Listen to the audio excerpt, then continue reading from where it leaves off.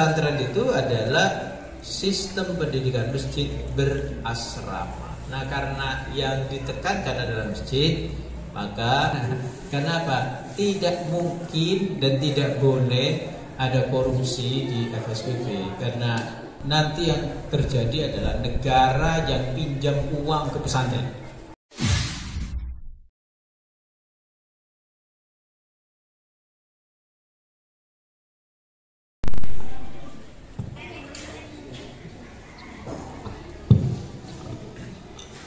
Assalamualaikum warahmatullahi wabarakatuh. Waalaikumsalam warahmatullahi wabarakatuh. Alhamdulillah wassalatu wassalamu ala Rasulillah wa ala alihi wa ashabihi wa mawalah, amma ba'd. Yang kita muliakan bersama tuan rumah yang juga ketua FSPP Kota Cilegon, Bapak Kiai Milhadi. Amin. Masa kiai umroh gitu ya.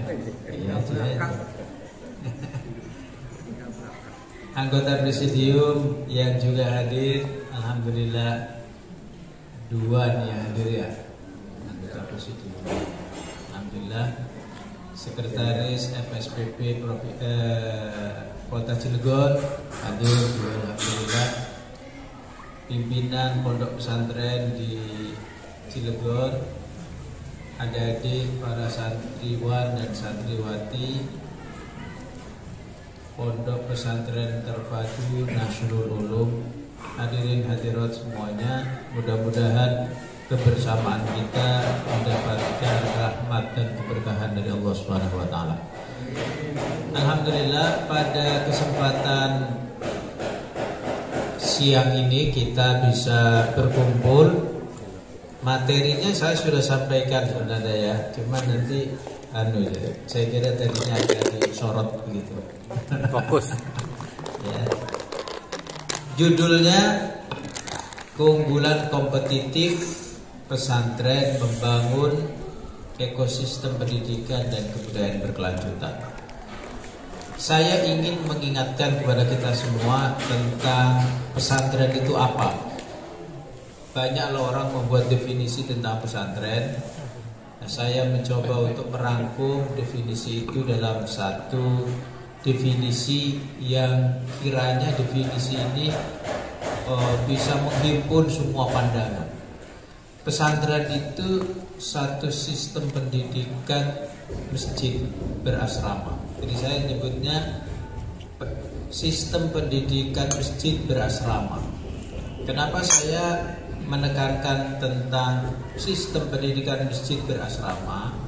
Saya ingin mengatakan bahwa pesantren di Indonesia, lebih khusus lagi di Banten, di Cilegon, itu memang bentuk peniruan terhadap sistem pendidikan yang dibangun oleh baginda Rasul Muhammad Sallallahu Alaihi Wasallam. Jadi bukan banyak orang yang menganalisis pesantren itu adopsi dari sistem lama yang berkembang di Nusantara sejak Hindu Buddha gitu, diterangkan panjang lebar gitu.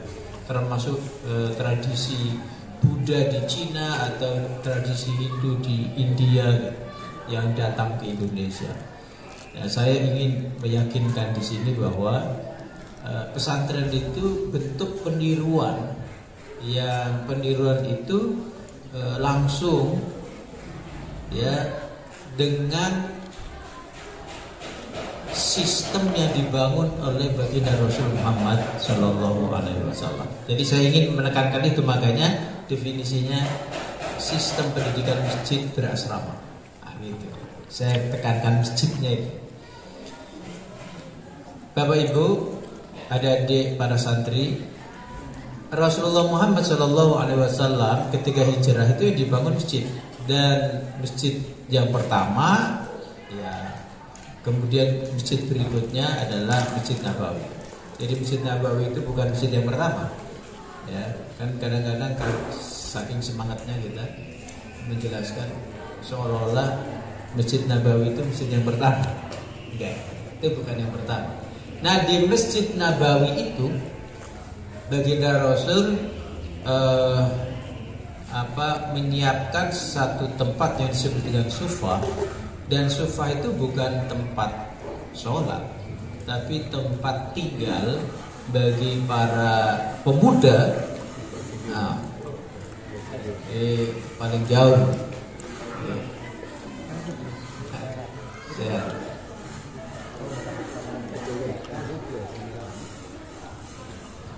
Oke, lanjut ya. Sufah itu bukan tempat sholat, tapi tempat para pemuda belajar dan tinggal di situ. Nah, oleh karena itu saya lebih sebutkan ada masjid berasrama. Ada masjid, tempat sholat dan seterusnya. Kemudian ada asrama, yang asrama itu berfungsi sebagai tempat belajar dan sekaligus tempat tinggal. Namanya sufah. Dan yang tinggal disebut Ahlus Sufah. Satu di antara Ahlus Sufah yang terkenal adalah Abu Hurairah. Sangat banyak meriwayatkan hadis. Jadi sekali lagi, pesantren itu adalah sistem pendidikan masjid berasrama. Nah, karena yang ditekankan adalah masjid, maka saya mengingatkan satu ayat di dalam Al-Quran surah At-Taubah ayat yang ke-18 ini. Innama ya'muru masajidallahi man amana billahi wal yawmil akhiri wa aqama sholata wa ata zakata wa lam yakhsha illallah. Jadi ini yang ingin saya tekankan, namanya pesantren pasti punya laboratorium agama. Ya, masjid itu laboratorium agama, di mana iman kepada Allah dan hari akhir itu diuji di situ. Apa bentuk perilaku dari iman kepada Allah dan hari akhir secara sosial yang bisa dinilai? Moral akuntabilitas. Jadi kalau ngurus masjid mesti orangnya dipercaya, gampangnya nggak korup, nggak mungkin korup, sebab dia percaya Allah dan percaya seluruh pilihan-pilihannya di dunia ini akan dipertanggungjawabkan di akhirat nanti. Ya, karena itu tadi beliau ini tanya, gimana FSPP provinsi aman? Tidak ada masalah, karena itu bukan kasus hukum, itu ada kasus politik, santai aja. Kenapa? Tidak mungkin dan tidak boleh ada korupsi di FSPP, karena penyelenggara pendidikan ini adalah sistem pendidikan masjid yang syaratnya adalah beriman kepada Allah dan hari akhir. Nah, bentuk perilaku konkretnya adalah moral akuntabilitas. Berikutnya sholat. Sholat itu ibadah. Ya, sistem itu merentang dari sistem politik sampai sistem ibadah. Nah, dari seluruh sistem itu yang akan lepas kali pertama adalah sistem politik. Dan yang terakhir yang harus kita jaga adalah sistem peribadatan. Nah, menariknya sistem politik yang akan lepas kali pertama itu dia adalah cermin dari sholat, dari ibadah kita. Coba mulai dari memilih imam, menjadi imam, ya kan? Imam batal, penggantian imam, lalu terakhir salam. Itu semua adalah cerminan dari sistem yang akan segera hilang, ya, namanya sistem politik Islam. Artinya apa? Sistem politik kita digantikan dengan sistem politik lain di luar sistem Islam itu menggambarkan memang sholatnya bermasalah. Sholatnya bermasalah. Sholat berjamaahnya bermasalah. Sholat berjamaah yang bermasalah itu, kalau boleh saya tunjukkan itu, yang terlihat nyata adalah sholat Jumat. Sholat Jumat. Saya tanya sekarang ya, zaman Nabi dulu yang jadi khotib siapa? Ya, Nabi, nggak ada gantinya. Setelah Nabi wafat, siapa yang ganti? Abu Bakar. Abu Bakar wafat, siapa gantinya? Umar. Umar wafat, siapa gantinya? Utsman. Utsman wafat, siapa gantinya? Sayyidina Ali. Terus begitu. Sekarang nggak ada lagi RT jadi khatib, nggak ada lagi camat jadi khatib yang konsisten. Tidak ada lagi bupati wali kota yang jadi khatib konsisten. Kalau sesekali ya, nggak ada lagi presiden. Itu artinya apa? Artinya apa? Di sistem ibadah kita sendiri, mulai dari Jumat itu udah lepas. Apa Abu Bakar As-Siddiq waktu itu tidak punya kompetensi untuk khutbah Jumat? Nah, lalu Nabi bilang, Abu Bakar, gantikan Jumat kali ini kau lah yang khutbah itu. Saya lagi istirahat sebentar. Enggak, Nabi khutbah setiap Jumat sepanjang hayat beliau. Begitu juga dengan Abu Bakar As-Siddiq, siapa?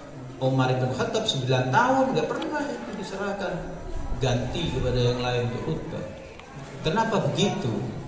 Karena khutbah itu adalah instruksi langsung ya dari pemimpin umat kepada seluruh jamaahnya untuk melaksanakan agenda reformasi, agenda perbaikan, agenda untuk membangun peradaban. Gitu. Nah itu sekarang RT sampai presiden punya agenda enggak? Dan kalau punya agenda disampaikan langsung kepada umat atau apalagi yang dalam sistem peribadatan yang hilang, saya ingin tunjukkan sholat Id. Sholat Id itu di masjid atau di lapangan? Itu ada diskusinya panjang lebar. Ya, tapi secara umum semua akan mengatakan bahwa idealnya yang namanya sholat Id itu di lapangan. Tapi kalau nggak ada lapangannya di masjid. Nah, yang jadi repot adalah dengan sengaja masjid itu bikin besar, lapangannya hilang. Kenapa di lapangan dan bukan di masjid sholat Id itu? Karena baginda Rasul memerintahkan kepada perempuan-perempuan yang haid pun untuk hadir di dalam Id itu, dan tentu bukan untuk sholat, tapi untuk mendengarkan khutbah atau sekurang-kurangnya untuk turut di dalam mensyiarkan kegembiraan Id itu, baik Idul Fitri maupun Idul Adha. Itu semua udah hilang. Indikasinya gampang. Masjid-masjid tidak lagi punya alun-alun. Nah, itu gampangnya begitu aja.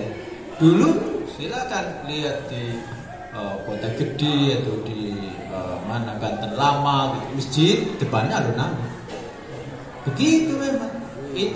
Itu bukan apa namanya kebetulan, itu memang terkonsep rancangan dari arsitektur kota dalam kota Islam. Jadi ini penting saya sampaikan ya, karena nanti pengajian yang lain itu kan udah ada temanya. Jadi saya mengangkat tema yang barangkali jarang orang untuk menyampaikan.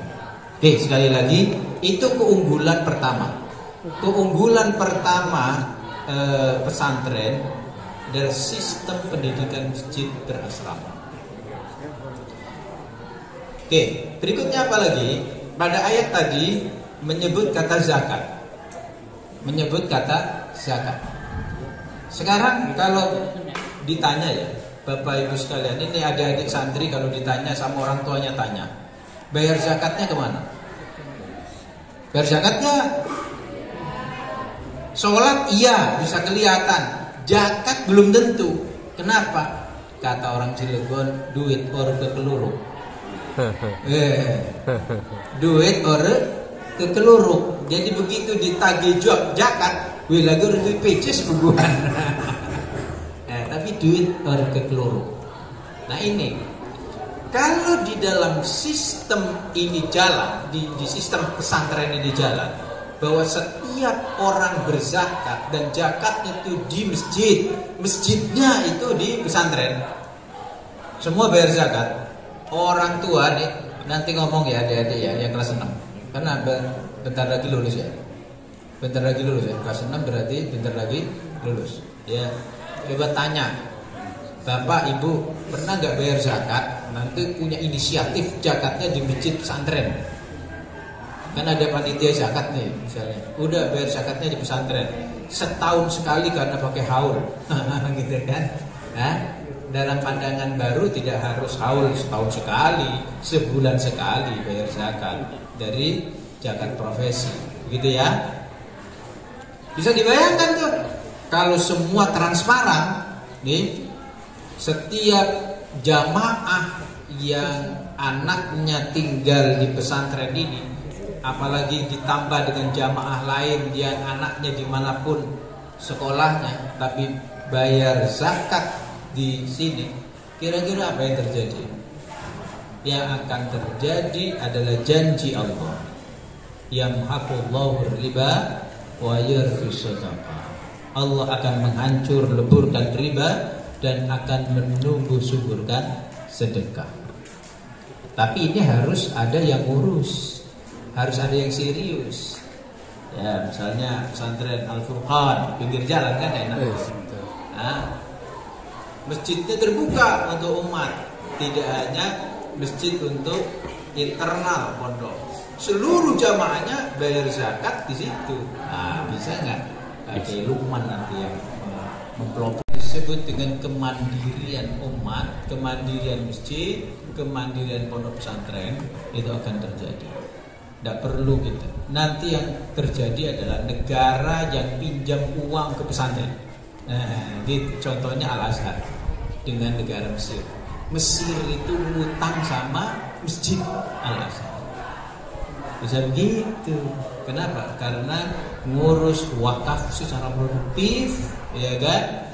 Ya, Pemkot punya BUMD enggak? Misalnya punya, berapa sih untungnya? Nah, bandingkan dengan pesantren yang punya berhektar-hektar wakaf. Wah, dikelola secara produktif. Duitnya menolong Pemkot. Nah, gitu. Pesantren menolong Pemkot. Bisa begitu. Ya. Walam yahsya illallah, tidak takut kecuali kepada Allah. Nah, pesantren dengan asrama tadi itu memperkuat posisi pesantren yang saya menyebutnya sebagai city of intellect, menjadi kota kaum terpelajar. Kenapa? Ini yang hadir di situ siapa? Ada kiai, ada ustadz, ada anak-anak muda yang punya gairah untuk belajar. Luar biasa. Umumnya pondok pesantren itu lulusan SD masuk SMP, SMA itu anak-anak muda. Ada di sekalian tahu yang namanya Natsir? Ya, Natsir ketua Partai Masyumi itu dulu, ketua Dewan Dakwah, ya kan? Itu SMA. Enggak sarjana dia. Enggak sarjana, tetapi pikiran-pikirannya cemerlang ketika debat-debat di parlemen menguasai, mendominasi. Gitu ya. Begitu. Ya, jadi ini keberadaan asrama itu memperkuat konsep city of intellect. Pesantren sebagai kota kaum terpelajar. Dan itu dari berbagai daerah. Dari berbagai daerah, dari banyak kecamatan, dari banyak, bahkan dari berbagai daerah, lintas pulau. Ada yang dari Sumatera, ada di sini, ada yang dari Kalimantan, ke sini misalnya seperti itu. Nah, ada pertemuan gagasan dari berbagai daerah kumpul di situ, dan itu semua anak-anak muda. Kita bisa bayangkan. Yang namanya keindonesiaan itu bisa muncul dari situ. Kebinekaan itu ada di situ. Persatuan Indonesia itu oleh karena orang dari berbagai wilayah, dari berbagai daerah, dari berbagai provinsi, kabupaten, kota, kecamatan kumpul di pesantren dan sudah terbiasa dengan gagasan-gagasan segar.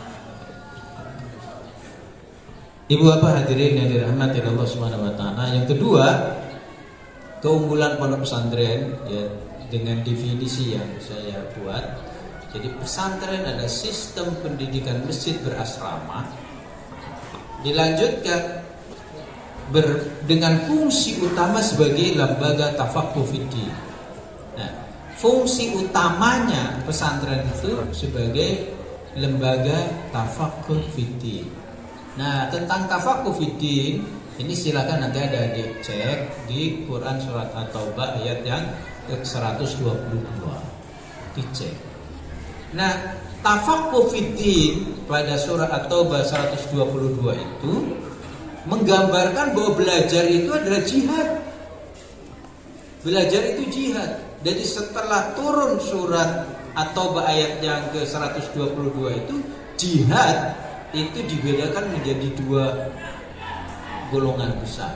Yang pertama adalah jihad fisik, dan itu diakhiri dengan At-Taubah 122 itu berubah menjadi jihad intelektual. Ya, pada ayat itu diterangkan bahwa tidak boleh semua bergerak di medan perang. Harus ada sebagian kecil dari pemuda-pemuda Islam di Madinah itu yang standby di masjid, ya, dengan tugas untuk belajar, untuk mempelajari isi kandungan Al-Quran itu, dan nanti setelah menguasai itu dia ya kayak nama pondok ini Nasrul Ulum, menyebarluaskan apa yang dipelajarinya itu kepada seluruh umat manusia.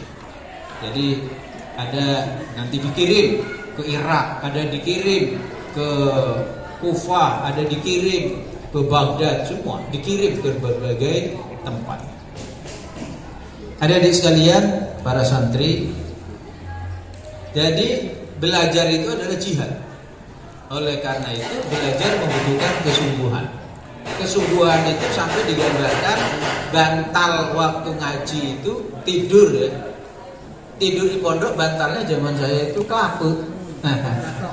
Mbak kelapa itu ya. Kelapa itu diikat ya, itu mah tidur. Nah, itu dulu ya. Sekarang sih enggak begitulah. Ya kan? Kalau zaman dulu saya begitu Pak Kiai. Itu kelapa itu ada dua kan, ditaliin. Udah kepalanya kasih.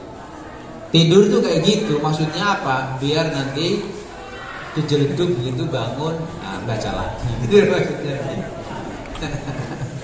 Tapi itu dinikmati. Jadi dinikmati, gak ada yang lalu lapor ini pesantrennya tidak ramah anak, begitu masa tidur pakai kelapa gitu. Karena itu memang rancangan sendiri, maunya dia sendiri, begitu. Oke, jadi belajar itu jihad, dan oleh karena jihad maka belajar itu perlu kesungguhan, perlu pengorbanan. Jadi belajar itu bukan jalan yang berbunga-bunga. Belajar itu membutuhkan ketekunan yang sungguh-sungguh. Dan belajar ini perlu kolaborasi. Jadi belajar itu nggak sendiri-sendiri. Jadi kalau belajar sendiri itu bukan belajar. Kenapa menggunakan ta'ifah? Jadi kata ta'ifah itu mau menggambarkan bahwa yang belajar itu lebih dari satu orang, dua atau lebih. Jadi belajar itu dialog. Jadi belajar itu bukan monolog. Nah makanya ilmu itu berkembang dengan muzakarah. Ilmu itu berkembang dengan diskusi. Nah pesantren adalah tempat yang sebelum pemerintah itu memperkenalkan dua ya, katanya belajar berbasis kasus atau alhamdulillah hujan. Gimana ya, lanjut aja kan? Ya, ada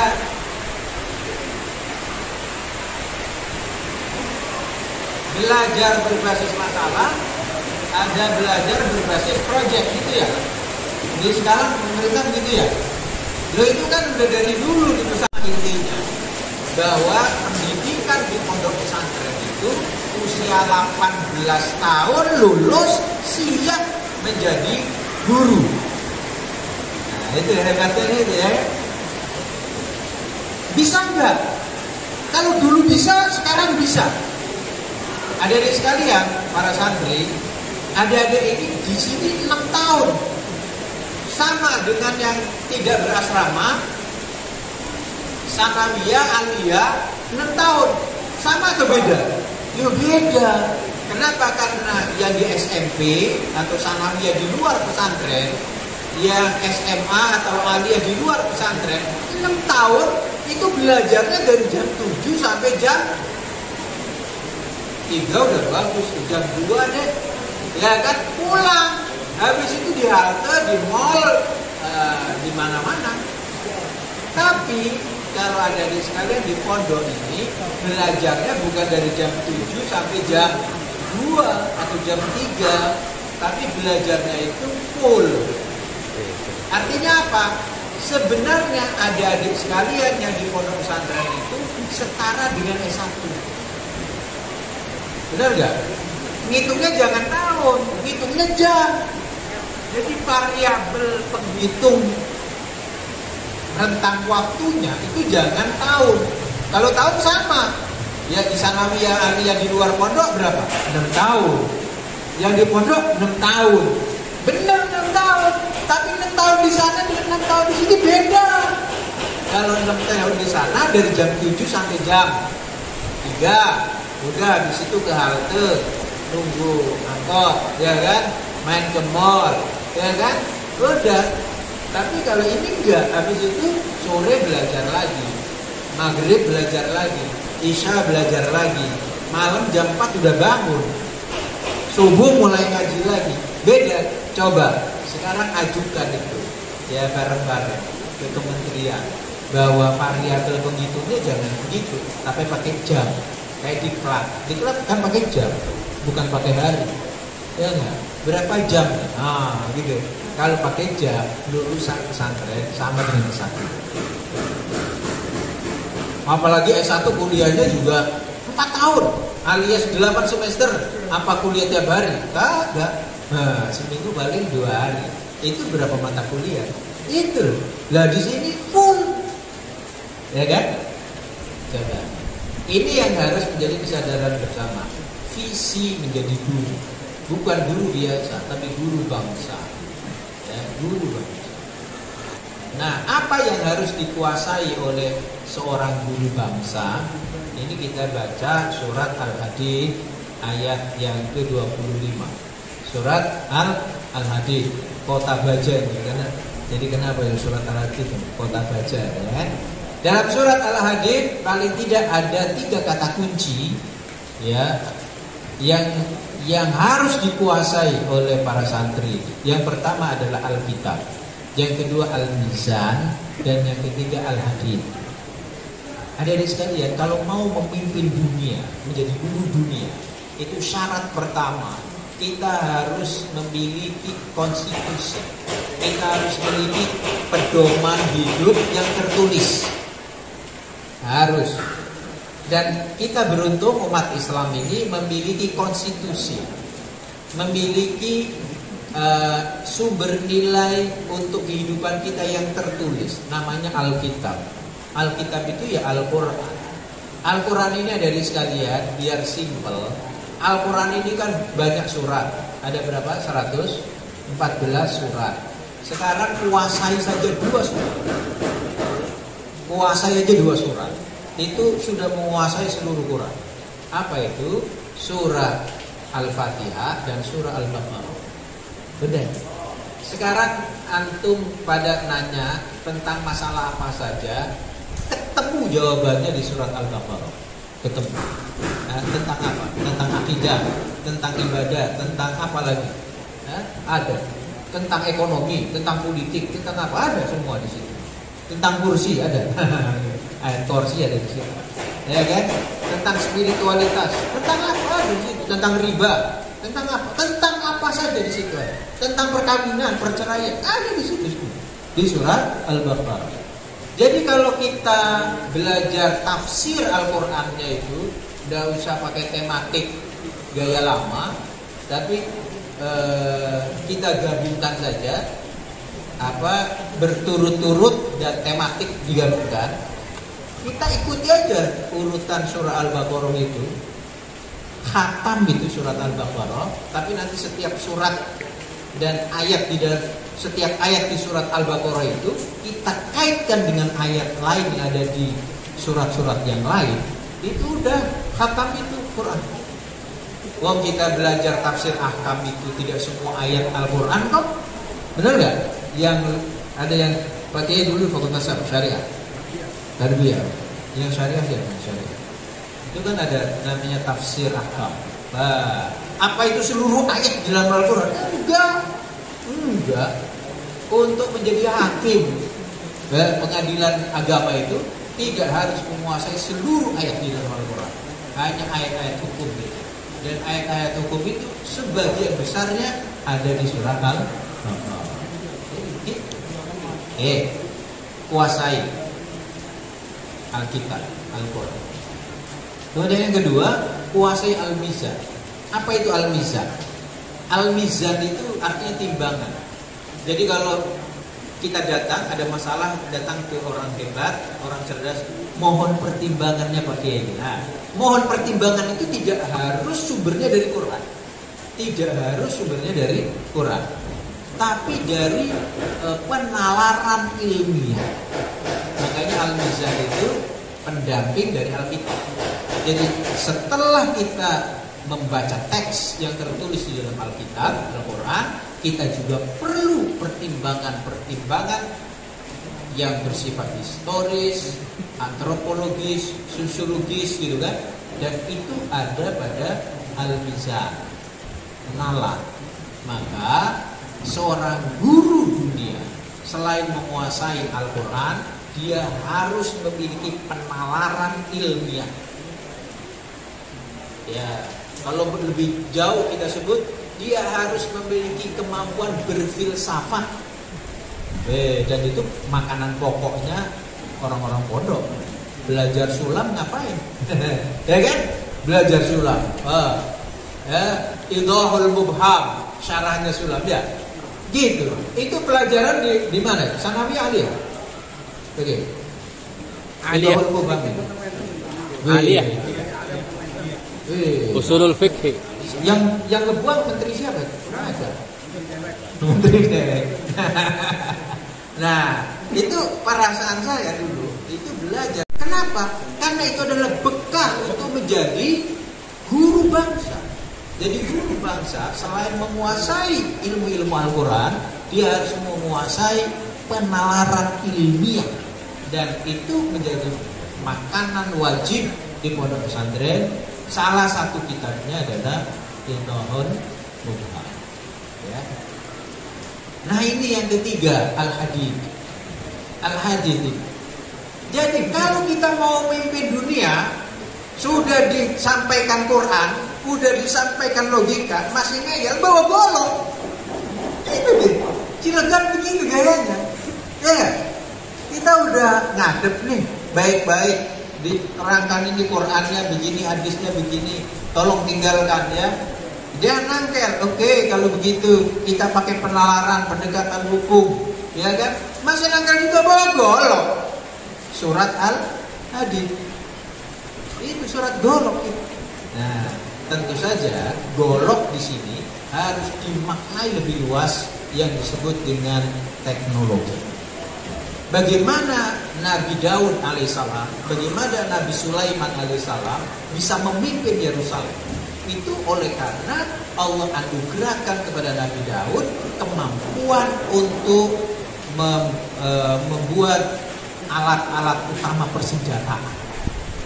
Nah, alat-alat utama persenjataan itu waktu itu ya golok, baju besi dan seterusnya, itu ya dari Al-Hadid. Nah sekarang tentu dengan kemajuan teknologi tidak cukup lagi dengan itu, ya harus mulai menguasai kapal tempur, ya kan, kemudian kapal laut yang bisa nyelam dan seterusnya. Jadi adik-adik sekalian, pesantren kita harus mulai dicanangkan untuk selain menguasai ilmu syariah, juga harus menguasai sains dan teknologi. Sains dan teknologi itu terutama adalah teknologi baja untuk dua kepentingan teknologi baja itu. Yang pertama untuk kepentingan militer, dan yang kedua untuk kepentingan sipil.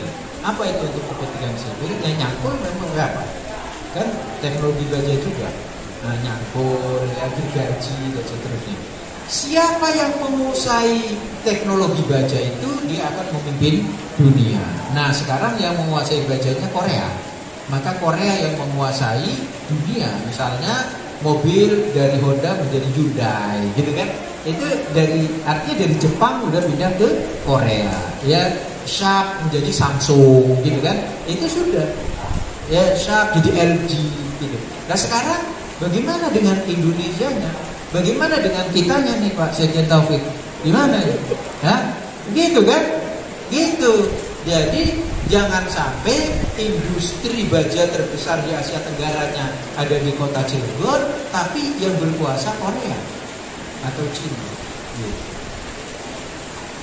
Itu udah. Jadi ini keunggulan yang ketiga dari yang beberapa tadi, dari pondok pesantren berbasis masjid, ya, kemudian tafakuh fikih, ya, kemudian belajar sebagai ijma. Nah, ini kita pesantren itu mengadopsi satu sistem pendidikan yang holistik, ya, satu sistem pendidikan yang holistik. Jadi Quran surat Al-Hadid ayat yang ke-25 itu mengajarkan kepada kita bahwa pesantren itu adalah satu sistem pendidikan yang holistik.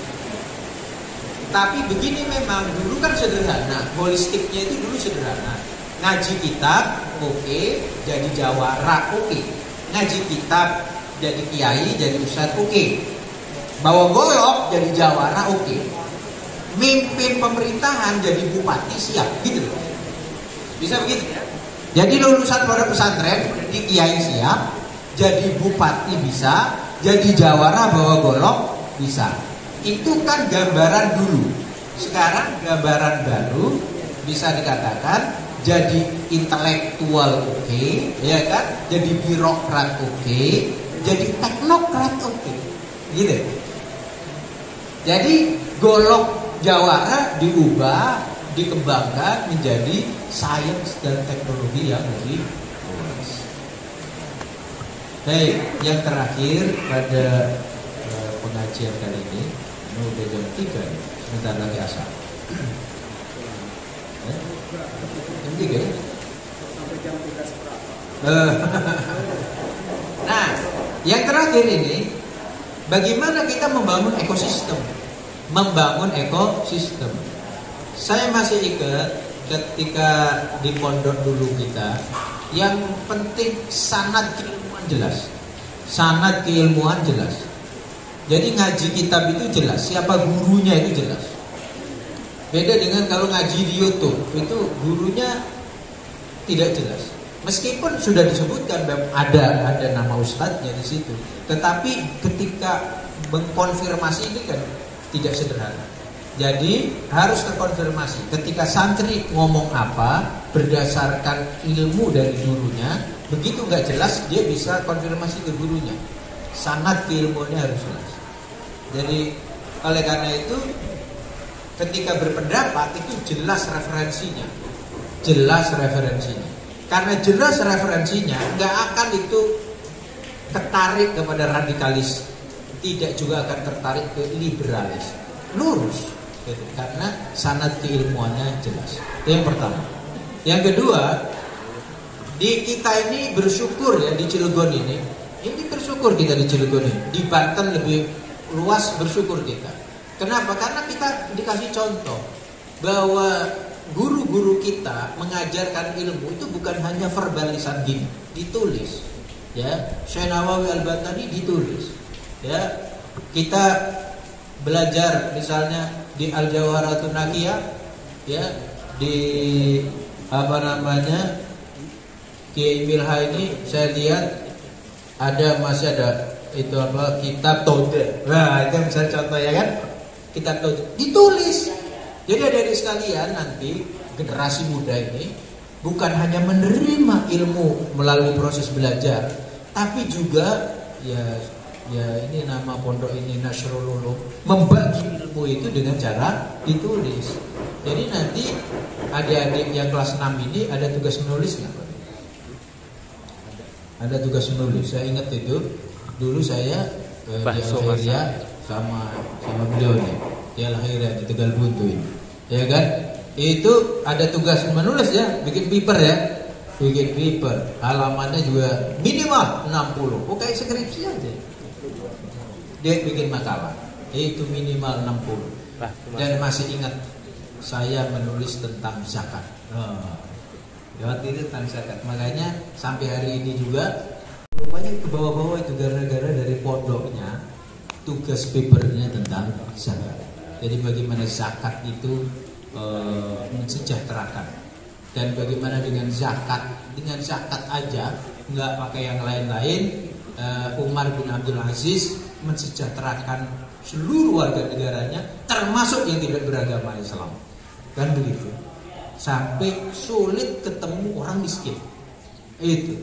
Jadi mau membagikan bantuan tunai langsung itu pusing itu petugasnya, karena semua menolak. Saya bukan orang miskin, kami menolak. Kalau sekarang itu antre, gitu, antre gitu. Itu berkat zakat. Bisa nggak sejarah itu kita ulang? Jawabannya bisa. Dan itu adik-adik yang kelas 6 sekarang itu bisa melakukan gerakan itu. Ya, esok hari siap memimpin.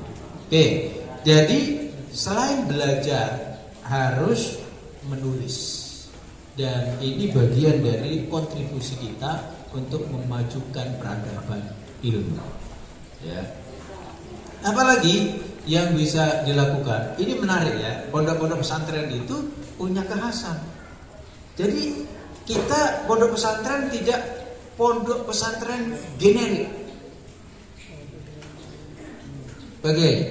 Ini pesantren generik atau pesantren yang sudah punya keunggulan tertentu yang bersifat kompetitif.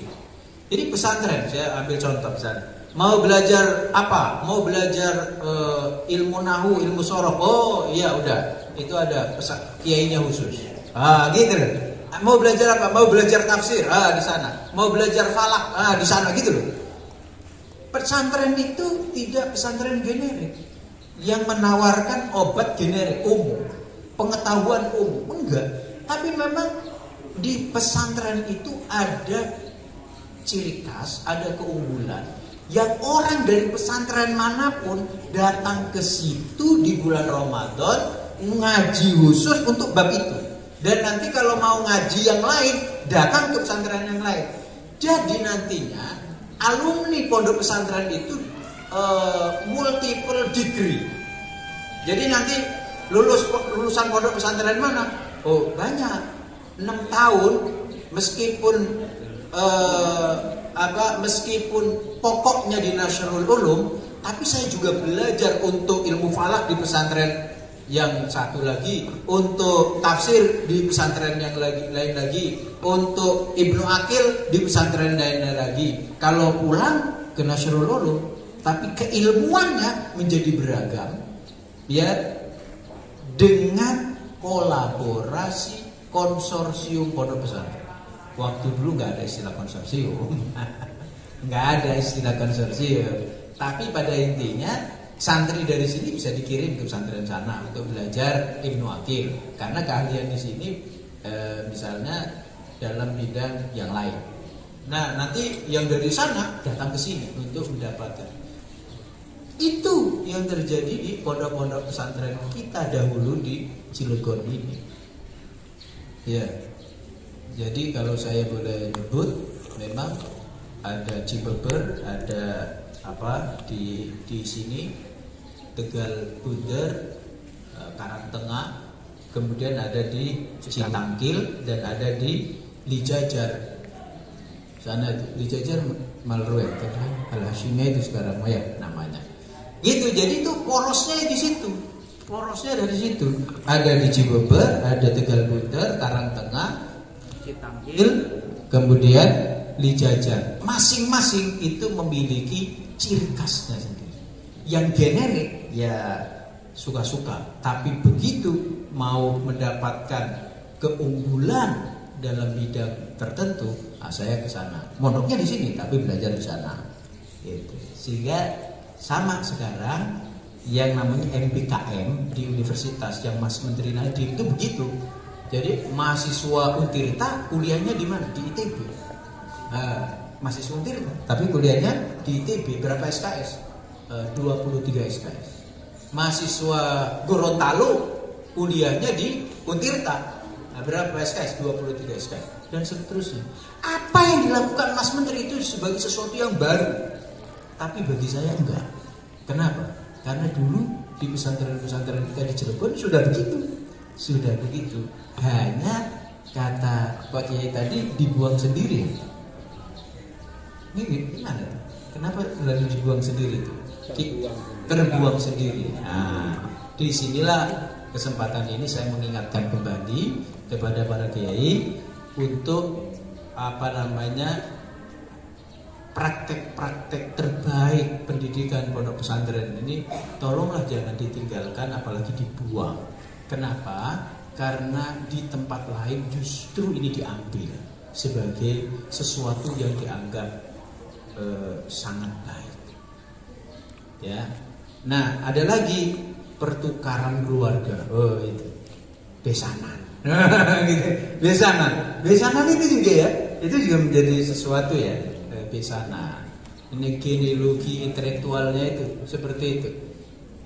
Jadi kiai dengan kiai itu besanan. Itu juga sebenarnya satu praktek baik. Kenapa? Karena ini kan saling memuliakan.